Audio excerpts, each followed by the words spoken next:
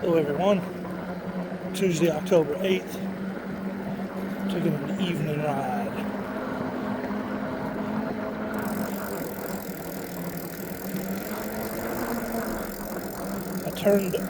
I didn't turn it on the picture-in-a-picture. I know it's probably better to see me talking than to not. But A, the camera's not so great at night. It doesn't pick up light that much. And it also makes it portrait mode, right? So it's not really, I guess it looks good on mobile, but I don't think it's best. This is one-to-one mode, square mode. So, you can see it on a phone or a monitor or a tablet, stuff like that. So, hello.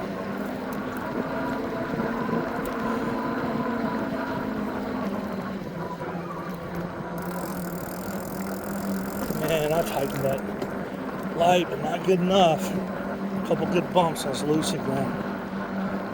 I gotta look at it tomorrow in the sunlight, see if I can't shim it up, give it a hard stop. You can see it at the bottom of the screen.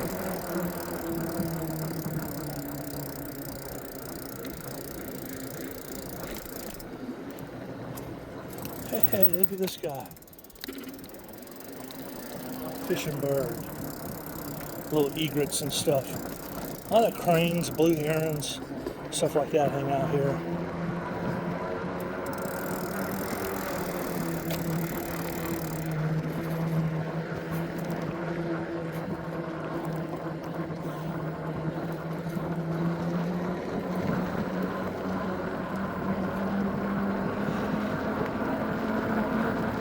I love having a golf course to ride on, give myself a little bit of exercise. On the street, it's stressful. I mean, probably what you saw just then, where these guys are, they don't want to acknowledge there's a bike lane. They want me to get off the road because they're in a hurry. And I get it, but I think if you're in a hurry, you should not be going through a residential neighborhood driving in a bike lane. So it's just easier for me to be on this golf course. And in the evening like this, it's actually legal for me to be on it. No one's going to call the police on me like they will during the day. The rub is you can't see obstacles as easy.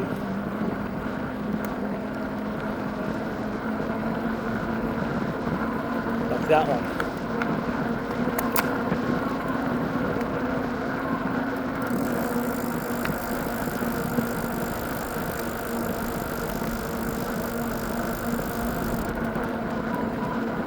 So today I posted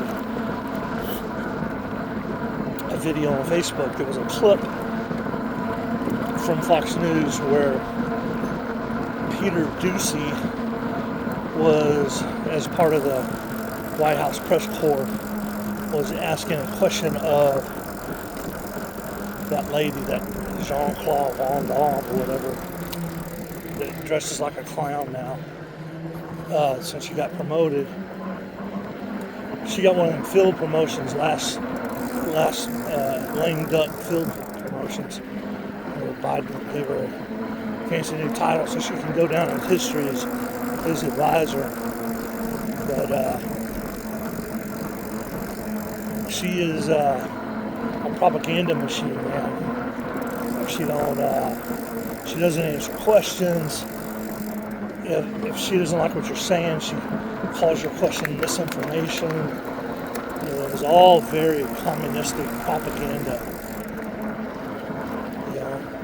I think people should be able to talk about stuff.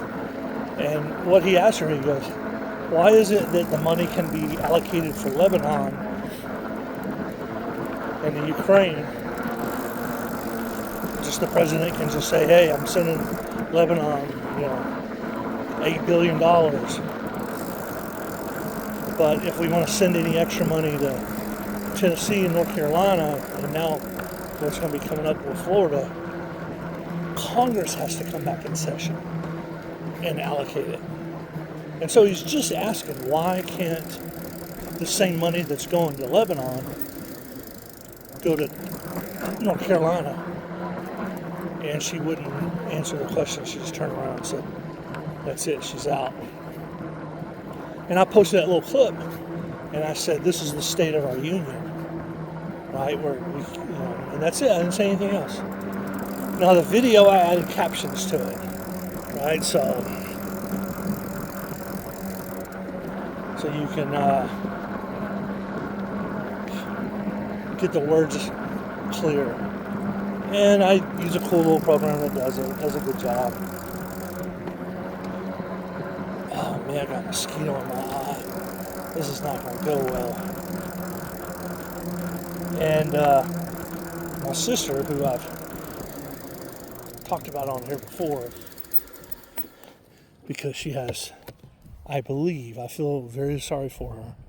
She has what I believe to be Trump derangement syndrome, where she frequently loses her mind and says things politically that, she probably doesn't mean. Like at the end of the day, does she really want to get on me for posting one video? I mean, in the last 2 days, I posted like 20 hurricane things and that video. All right, because I think it's important for people to see that video and understand that. I'm trying to fix this light. There, I think that'll buy me some time.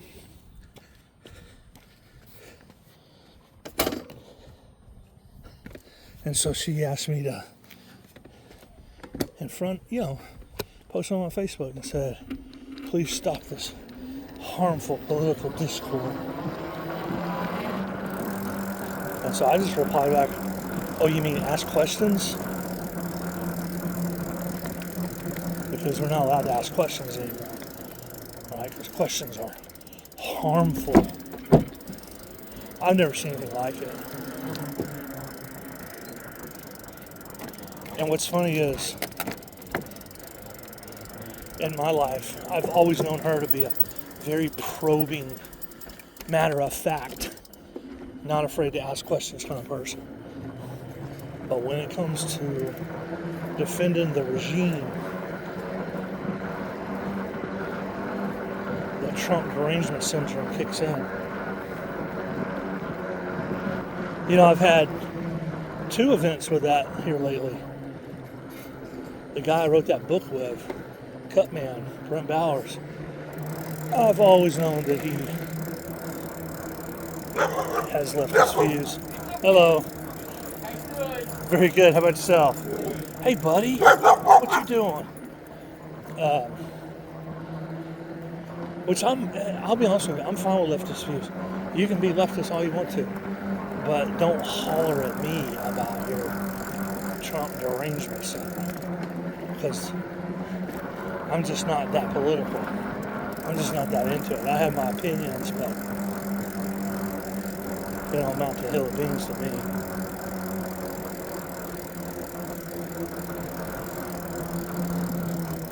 So he went off on me. He called me the other day. He wanted me to declare that I was finally going to give up on Trump, condemn him for January 6th. And I don't want to get anybody mad at me or anything.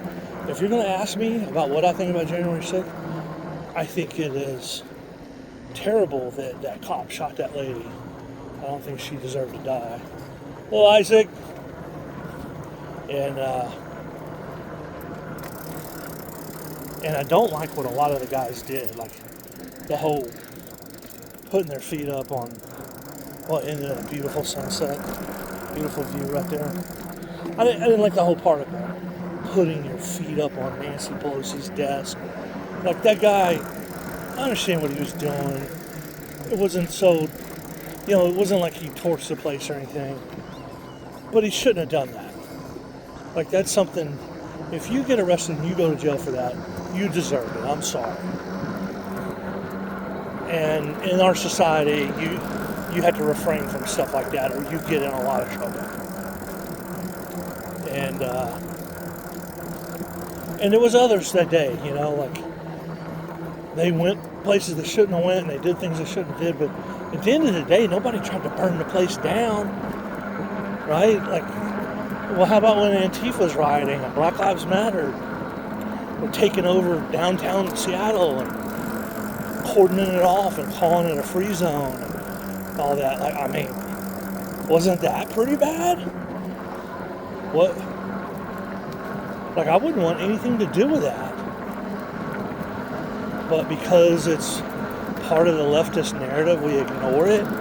But if conservative people storm the Capitol building and demand answers, and they were let in the building, it was almost like a tour. They've got video of the police letting them in, and everything was fine. Like, it wasn't anything like a Black Lives Matter or Antifa riot. But if you let the women on the View guide your political views, you're going to say that it was worse than 9/11, because that's what they say. They say it was worse than 9/11. And so Brent called me and wanted me to condemn Trump and the actions on January 6th. And I said, Brent, I just got to tell you, man, it wasn't that big of a deal. There just wasn't much of a lasting effect. It had, you know, turned into a bit of a witch hunt and political, legal crap. But at the end of the day, the Capitol is just fine. Like,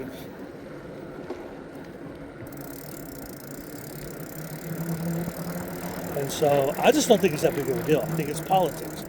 And the thing I don't like about politics, and I tell this to everybody, is I believe it makes people dishonest to others and, more importantly, to themselves. And you do things that you normally wouldn't do, and you ignore things you normally wouldn't ignore, all under the name of politics. And it all has an icky, disgusting feeling to me, and that's why I just largely stay out of it. But I maintain I have my opinions, and especially if you ask me what my opinions are, you know, I'll explain them, because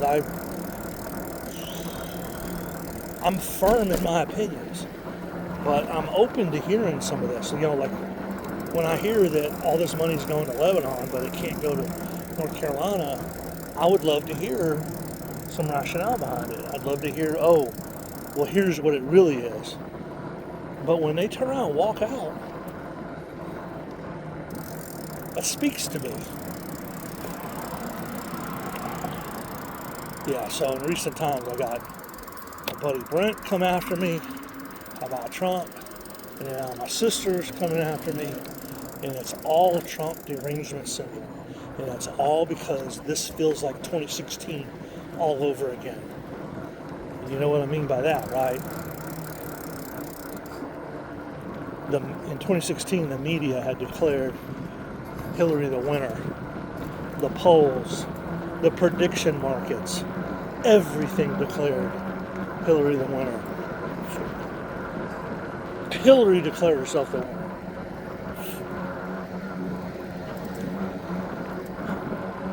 And then she went on to lose it. And it was a terrible feeling, because there's a lot of people that are completely guided by the media.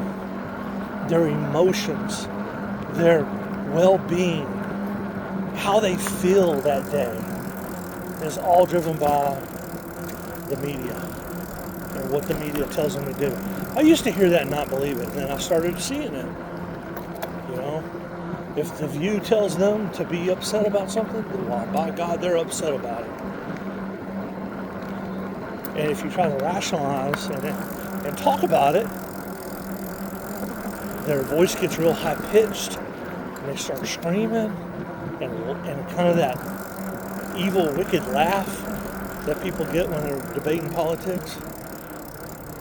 And me, it just makes me want to check out, man. Like, you gotta be kidding me. If I ever thought that I would pounce on somebody for their political views. Just go ahead and shoot me now. Just go ahead and shoot me. Because something's went terribly wrong with me. And so what I've told people in 2016, I'm telling them now, be careful. Trump derangement syndrome is real. And people are being told by the media that it's a slam dunk, that Harris is going to win and Trump is going to lose. And people want to believe it so bad because they hate Trump so bad. But somewhere deep down, they know something's wrong. Right? But they know something's wrong. They see the number of people at the Trump rallies. They're out in public and they're seeing how people, the Trump signs and the Trump bumper stickers and the MAGA hats. And even though the media is telling them everything's okay, they're feeling like something's wrong. And that feeling that something's wrong is the derangement, right? Their reaction to that feeling. The media tells me she's winning, but my eyes tell me something different. That disparity, that dichotomy is causing the derangement, right? Because you know to listen to your gut. You know to listen to your inner voice. The older you get, the stronger it is, the more refined. And when the media's telling you one thing and you see another, you know. And so what do these people think they can do? They think by lashing out at people, they can turn the tide. And I know they get furious when they sit back and think about, like, what did I just do? But they can't help themselves because they're deranged.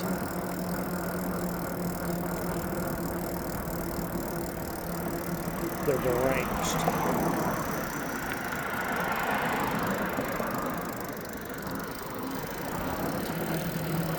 And so, be careful, man. This is where you're going to lose friends and family members because of Trump derangement syndrome.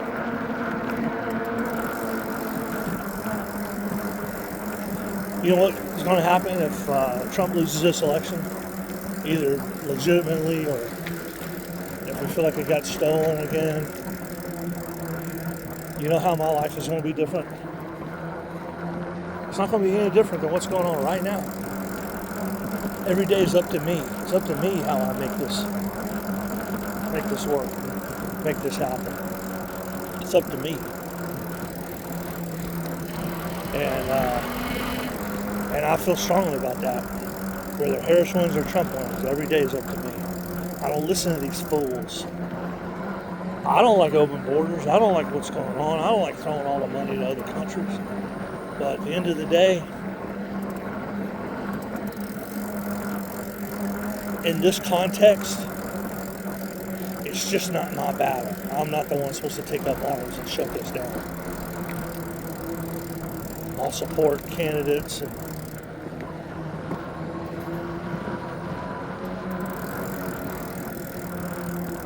try to reason through things best I can, but I just don't believe in all that pouncing on people.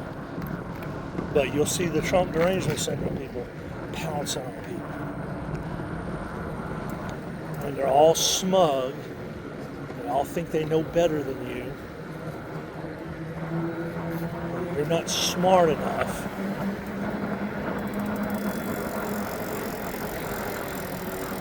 And they're very smug in that assumption. They're very smug. And some of the people on the left are very, very smart, right? But their political persuasion is towards the left. They have liberal views towards social issues fiscal issues, and some of them have liberal views towards both, because there are some tie-ins. You can't completely be socially liberal and not be somewhat fiscally liberal, because at the end of the day, it's how we spend our money. When I say our, I mean the government's money. And if it was just a conservative world making conservative decisions, some people would suffer. This is how it is. I don't like it, but it's how it is. And that's why it's good. It is good to have a balance. And it is good to let some people come in there and be the champion of the poor. I believe it's very important. But you can't let them overrun everything and silence one side and act like one side's not supposed to speak anymore. And that's why I honestly believe these people are affected with the derangement syndrome, because it doesn't make sense for them to do that. When they know, that's communist tactics. That's already established. You can't ask questions, you can't talk about things. Sorry, that's what the communists did.